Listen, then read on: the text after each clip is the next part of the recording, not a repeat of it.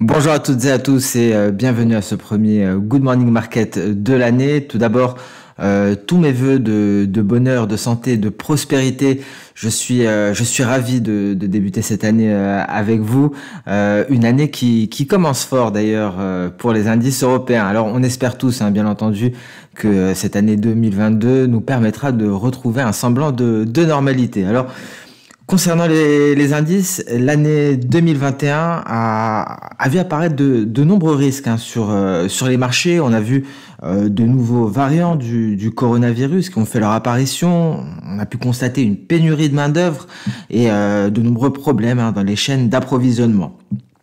Alors, par la suite, on a eu une forte hausse de la demande, hein, ce qui a entraîné une flambée des prix. Ce n'est pas la seule raison, bien entendu, et l'inflation galopante a atteint des records de plusieurs décennies aux États-Unis, principalement, mais également en zone euro. Et ça a donc forcé la Réserve fédérale américaine à amorcer un resserrement de sa politique monétaire. Alors, souvenez-vous, l'apparition du coronavirus en 2020 avait provoqué une forte contraction de l'économie. C'était la plus forte et la plus rapide de l'histoire. Mais la reprise a été tout aussi fulgurante. Le Nasdaq aurait été le plus grand gagnant, hein, notamment lors des confinements, et avait progressé de 43%. En 2021, il parvient à gagner 21,3%. Le S&P 500, quant à lui, en 2021, a battu 70 records. Il a progressé de 27%. Il avait gagné en 2020 tout de même 16%.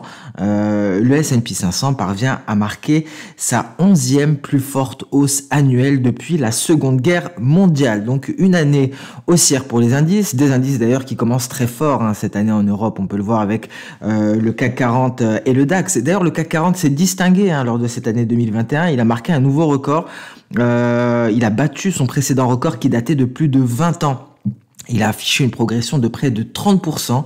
Il a largement effacé sa baisse de 7% en 2020. Il a donc surpassé le DAX qui a progressé tout de même de plus de 15% sur l'année. Alors, on notera que la bourse de Paris aura été portée par Société Générale qui gagne 77%, Hermès qui progresse de 75% et Capgemini qui gagne 70%.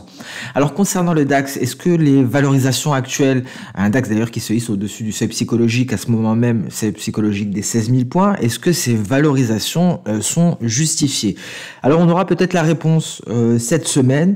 On prendra connaissance des ventes au détail mardi, des commandes d'usines, de l'IPC préliminaire jeudi, de la production industrielle vendredi. Voilà, concernant le DAX, on est pour la plupart des indices aux portes de records historiques. Attention, parce que tout de même cette année devra être marquée par des hausses de taux aux États-Unis. Il faut noter également que les craintes liées aux variants Omicron s'apaisent, car malgré le fait qu'ils soient beaucoup plus contagieux que les précédents variants, ils semblent moins dangereux et pourraient même favoriser l'immunité collective. Alors, donc cette première semaine de l'année est toujours assez mouvementée. Il faut savoir tout de même que les premiers jours de janvier sont haussiers, hein, d'un point de vue saisonnalité. Donc, on peut s'attendre à une poursuite haussière des indices. Et en cette première semaine, on aura de nouvelles allocations stratégiques. Et c'est une semaine également qui sera marquée par le fameux rapport NFP, les chiffres de l'emploi aux États-Unis pour le mois de décembre. On en prendra connaissance vendredi. Et ce sera très important concernant les futures mesures de politique de la Réserve fédérale américaine. Alors, à part cela, on aura également d'autres données, hein, aux États-Unis, en Europe, mais aussi la décision de l'OPEP concernant la production. Alors, il faut savoir que l'OPEP+, donc s'exprimera mardi, rendra sa décision publique mardi. Alors, on s'attend à ce que l'OPEP et ses alliés s'en tiennent à la politique actuelle d'augmentation mensuelle graduelle de la production de pétrole. Mais donc, tout changement dans la rhétorique actuelle pourrait déclencher de forts mouvements sur les prix. Mais effectivement, je m'attendais à un changement de politique de la part de l'OPEP+ le mois dernier.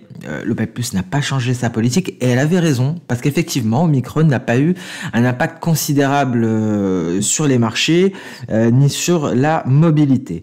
Alors, concernant les actions, on notera Tesla qui a publié hier des livraisons trimestrielles historiques et supérieures aux attentes, 308 600 contre 203 026. Tesla a augmenté sa production en Chine, et ce, malgré la pénurie mondiale de semi-conducteurs. Voilà pour le contexte de marché. Une semaine qui devrait être haussière, une semaine qui commence fort en Europe avec un DAX au-dessus des 16 000 points, un CAC 40 qui se hisse au-dessus des 7 200 points. Des fortes hausses donc en ce début de séance européenne pour cette première séance boursière de l'année.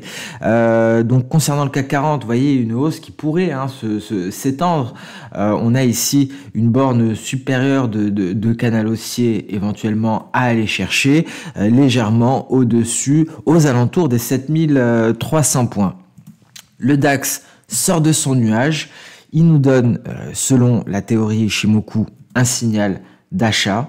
Je vous rappelle qu'il faut tout de même attendre la clôture de la séance, donc il faut que cette bougie, il faut qu'on ait une clôture en dehors du nuage, et on a ici une lagging span qui s'attaque à des obstacles à l'heure actuelle, et la validation nous viendra de ce côté-là. Donc une hausse qui est en train de s'étendre depuis les récents creux.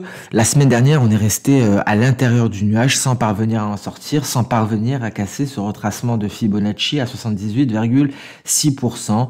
On est en train donc de se hisser au-dessus et à l'heure actuelle, on pourrait très prochainement aller chercher les récents records historiques aux alentours des 16 280 points. En données H4 pour le DAX, vous voyez, on pulvérise le retracement, on tente de pulvériser le retracement de Fibonacci à 78,6%. D'un point de vue H4, tous les voyants sont dans le vert. Le signal avait été donné ici lorsqu'on était sorti du nuage. Et on avait eu une validation avec une lagging span qui s'était désengagée. Donc très belle bougie haussière en ce début de séance européenne, une séance qui s'annonce haussière. Alors, le Nasdaq avait perdu du terrain la semaine dernière, est aux alentours des 16 406 points. On pourrait éventuellement s'intéresser aux projections d'Osoda.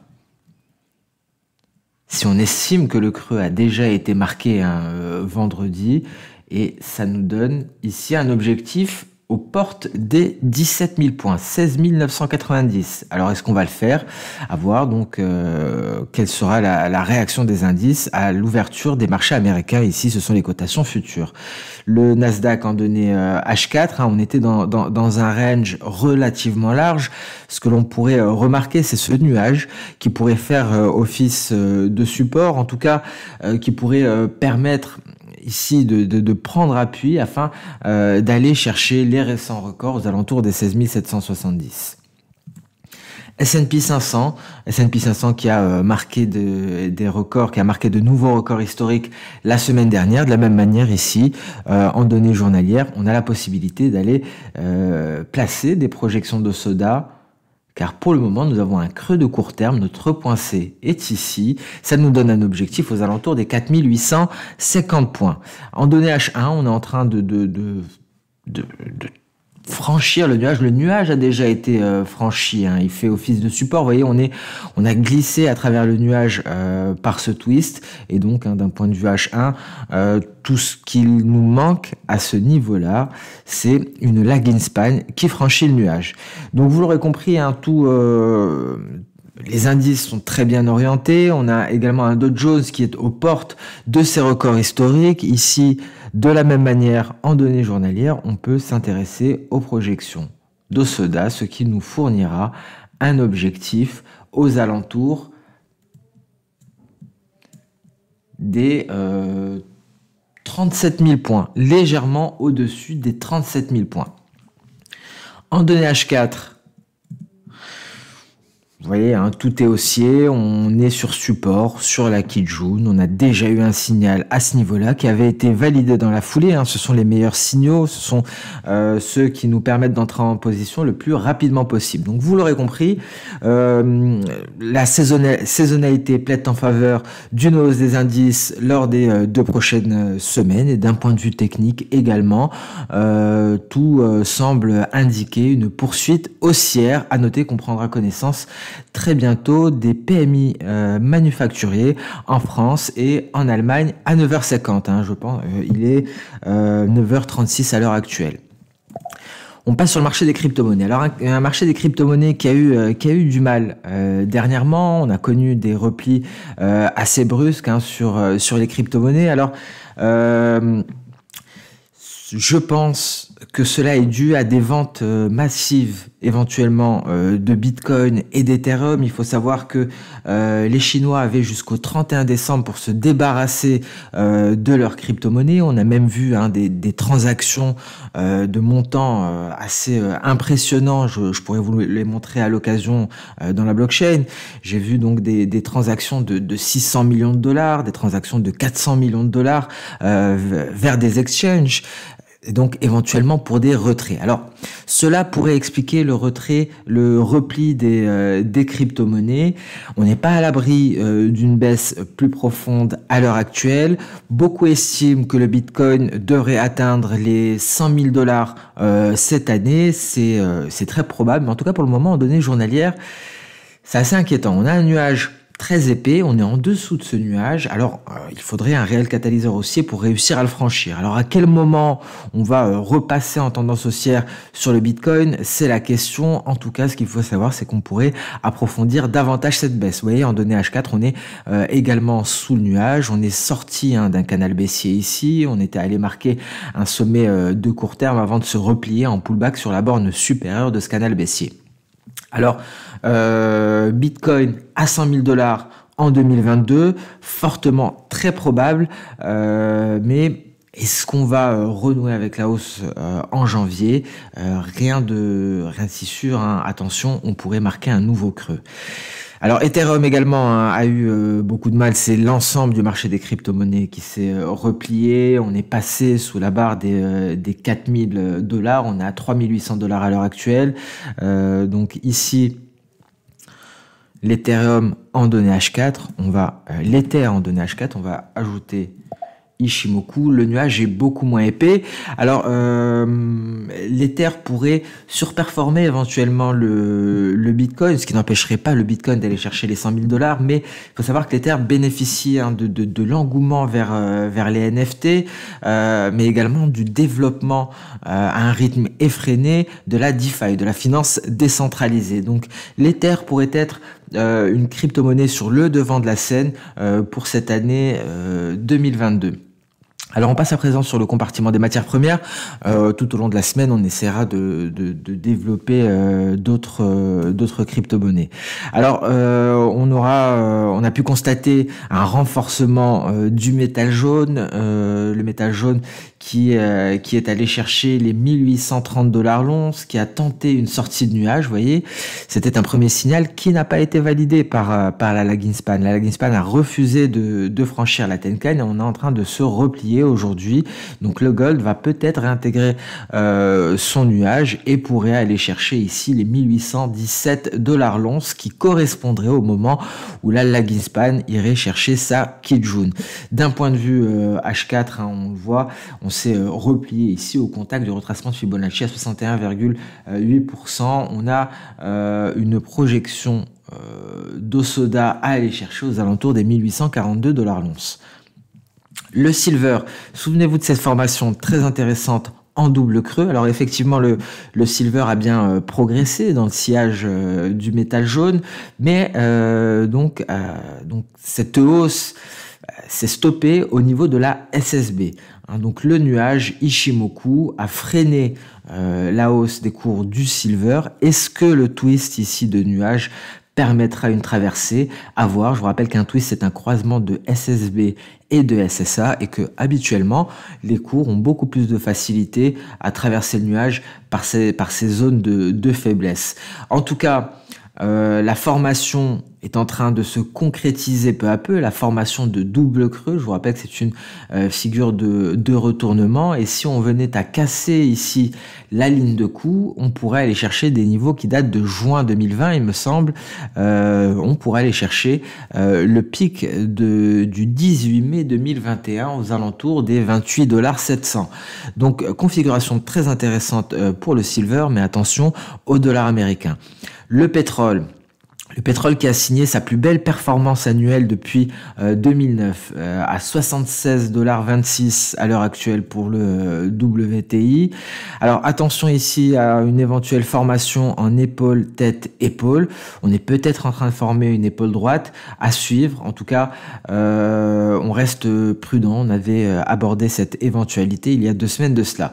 Ici, un pétrole qui pourrait tenter une traversée de nuages éventuellement par un twist. Encore une fois, un twist qui pourrait confirmer les perspectives haussières, peut-être pour aller chercher les 84,25 $. En tout cas, c'est la projection d'Osoda qui permettrait de finaliser cette vague haussière. D'un point de vue H4, ça ne nous donne pas plus d'informations que cela. Voilà pour les matières première. On passe brièvement sur le marché des changes. Vous voyez le billet vert qui s'est donc replié la semaine dernière. On essaie de retrouver des couleurs. On allait chercher le nuage en données journalières. On va voir également sur l'euro-dollar. C'est assez intéressant. Pas beaucoup d'informations en données H4 sur le billet vert, mais voyez l'euro-dollar. L'euro-dollar qui fait face au nuage Ishimoku et donc qui n'a pas invalidé cette projection d'Osoda. Pourquoi? Je m'explique tout simplement parce on n'a pas réussi à aller s'installer au-dessus de ce niveau-là, les 1,3818, et donc cette vague n'est pas invalidée. Ça nous donne toujours une projection d'Osoda V aux alentours des 1,0963. Donc éventuellement perspective baissière pour l'euro-dollar, mais pour cela il faudra que le billet vert parviennent à rebondir et un nuage en support à ce niveau-là pourrait favoriser une telle hausse. L'USD CAD c'est bel et bien replié. Souvenez-vous, on en avait parlé, malgré le fait que ce dernier est allé marquer un sommet et il s'est replié par la suite. Bien entendu, cela fait écho à la hausse des cours du pétrole.